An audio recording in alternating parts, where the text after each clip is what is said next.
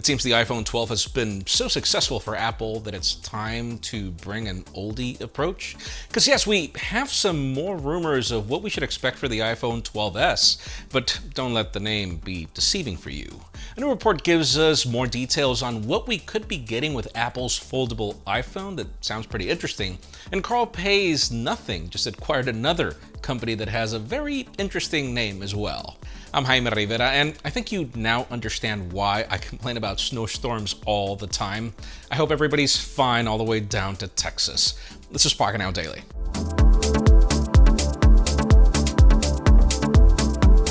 The official news today begin with deals, and yes, we know that the Valentine's Day deals are over, but that doesn't mean that we don't have some new good ones. Starting off with Samsung, the Galaxy S21 is still available for just $99 if you get it unlocked with a trade-in with $50 in instant credit for accessories. The S21 Plus is also available for as low as $215 with an extra $75 in credit, and the S21 Ultra is now for just $499 with $100 in instant credit. Now, moving on, if you're looking for the M1 MacBooks, you've come to the right place. The 13-inch MacBook Pro is currently $100 off, leaving the entry-level model for $1,199 shipped, and then the MacBook Air is also available for $60 off, meaning you can get the 512GB of storage variant for $1,189. The latest 11-inch iPad Pro is also $50 off, leaving it at $749 shipped, and finally the Google Pixel 4 is still $250 off from its original price, leaving it at $549 shipped.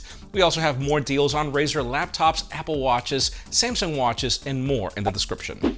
Let's move on to Pei Nothing, which clearly does not stand for the amount of cash they hold, as there's somewhat of a major surprise to discuss here.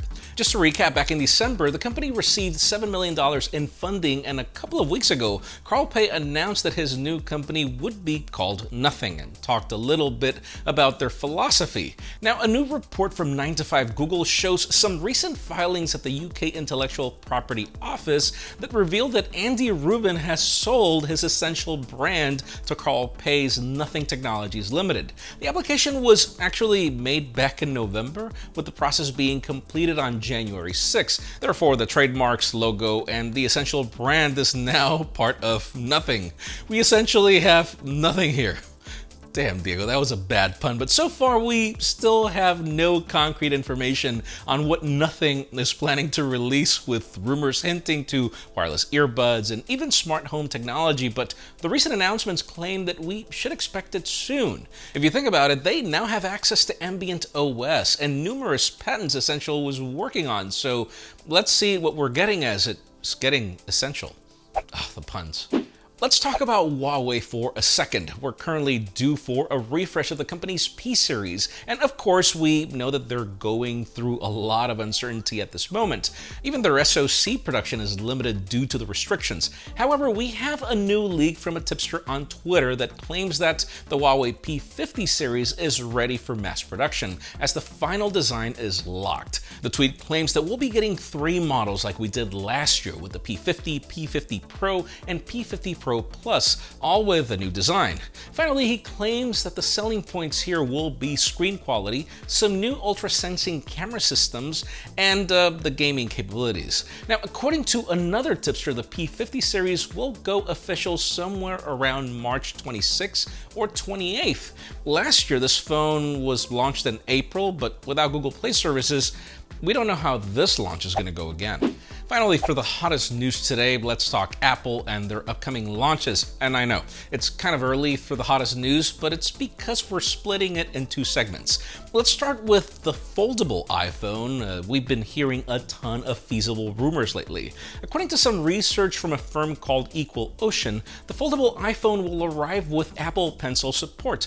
Though, even if it says current models, we're not sure if that's Pencil 1 or 2. They also predict that it will arrive with the clamshell design like Prosser mentioned last week, and it'll feature a foldable OLED display between 7.3 and 7.6 inches. If you remember what we covered last week, Prosser claimed that this foldable iPhone will come with several colorful, fun colorways to market it to a younger audience. And guys, we know rumors for foldable iPhone have been going on for years, but it looks like we're finally getting somewhere with dates pointing to 2023 or a bit closer. Let's see where Samsung is by then with the Z Flip, as it'll be a pretty mature lineup by then.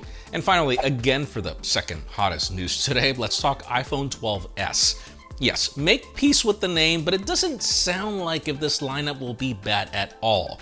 So far, we've been hearing consistent rumors that this will be an S year with the same camera design but with improved internals. A shorter notch, all paired with better internals. Now we have a new report from Everything Apple Pro where he gives us more information on what to expect. First off, he claims that the matte back of the phone will be getting refined, meaning the Pro models, saying will have a slightly more grippy texture at the back.